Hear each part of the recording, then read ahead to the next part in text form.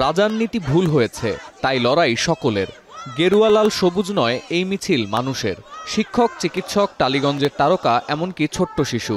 আরজিকর হাসপাতালের চিকিৎসককে ধর্ষণ ও হত্যায় জড়িতদের বিচারের দাবিতে রাজপথে জনসমুদ্র দেখল গোটা ভারতবাসী। উত্তর থেকে দক্ষিণ কলকাতা রোববার সকাল থেকে কয়েক দফায় মিছিল নিয়ে প্রধান সড়কগুলো দখল নেন সাধারণ শিক্ষার্থীরা। নাগরিক আন্দোলনের স্রোতে ভাসতে রাজপথে ছিলেন রাজ্যের বিরোধী দলের নেতাকর্মীরাও। তবে আন্দোলনরত চিকিৎসকদের সাথে কংগ্রেস নেতারা দেখা করে সংহতি প্রকাশ করতে চাইলেও তাতে সম্মত হননি বিক্ষোভকারীরা।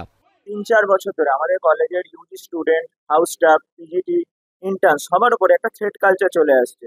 এদিন আন্দোলনরত জুনিয়র ডাক্তারদের সাথে দেখা করতে এসে শেষ পর্যন্ত দেখা না করেই ফিরে যেতে হয়েছে রেলমন্ত্রী ও পশ্চিমবঙ্গের প্রদেশ কংগ্রেস কমিটির সভাপতি অধীর রঞ্জন চৌধুরীকে। অন্যদিকে তৃণমূল জনগণকে ভয় দেখিয়ে তাদের মুখ বন্ধ করার রাজনীতি করছে বলে অভিযোগ রাজ্যের বিজেপি নেতাদের। স্থাপন করবার জন্য একবার দেখা করতে চেয়েছিলাম, একাই এই জন্য দেখা করতে চেয়েছিলাম যে তাদেরকে সমর্থন করতাম। ভাই আপনারা যেটা করছেন তার জন্য আমরা গর্বিত, আমরা আপনাদের সঙ্গে আছি। বারবার ভুল বয়ান দেওয়া, লোককে বিভ্রান্ত করা, ভয় দেখানো, লোক দেখানো, পুলিশের কেস দেওয়া, দিয়ে আন্দোলন বন্ধ করা, সাধারণ মানুষ বিরোধী সবার। চলমান গণক্ষোভের রাজনীতিকরণ খুব একটা সহজ হচ্ছে না বিরোধী দলগুলোর জন্য।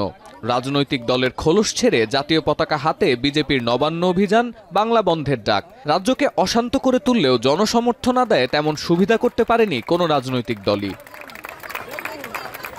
এর আগে আরজিকরের চিকিৎসকদের কর্মস্থলে ফেরার আহ্বান জানান মুখ্যমন্ত্রী মমতা বন্দ্যোপাধ্যায়। শোকজ করা হয় অসংখ্য ডাক্তারকে, যদিও এর জেরে বিপাকে পড়তে হয়েছে রাজ্যের মুখ্যমন্ত্রীকেই।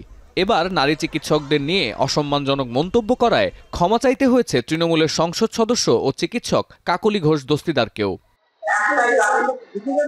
আন্দোলনের জেরে গেল ২০ দিন ধরে বেহাল রাজ্যের স্বাস্থ্যসেবা। কলকাতার কুমারটুলিতে অস্থায়ী একটি মেডিকেল ক্যাম্প খুলেছেন আরজিকর হাসপাতালের জুনিয়র ডাক্তাররা। সকাল 10টা থেকে বেলা 2টা পর্যন্ত রোগী দেখার পাশাপাশি চলবে টেলিমেডিসিন সেবাও। এই আন্দোলনটাকে আমরা ব্যাপক অংশে জনসাধারণের মধ্যে নিয়ে যেতে চাই। তার মধ্যে অন্যতম একটা কর্মসূচি এই পরিষেবা দেওয়া মানুষকে টেলিমেডিসিন। ক্ষমতার পালাবদল নাকি দোষীদের শাস্তি, এক দফা এক দাবি নিয়ে যে আন্দোলনের সূত্রপাত, সেই আন্দোলন মোড় নিচ্ছে নানা দিকে। কে কার বিরুদ্ধে রাজপথে নেমেছে তা নিয়েও শুরু হয়েছে জল্পনা। যদিও ধর্ষণের সর্বোচ্চ শাস্তি মৃত্যুদণ্ড অন্তর্ভুক্ত করে নতুন আইন কার্যকর করতে যাচ্ছে কেন্দ্র সরকার। সতীর্থ কর্মকার, এখন বিশ্ব।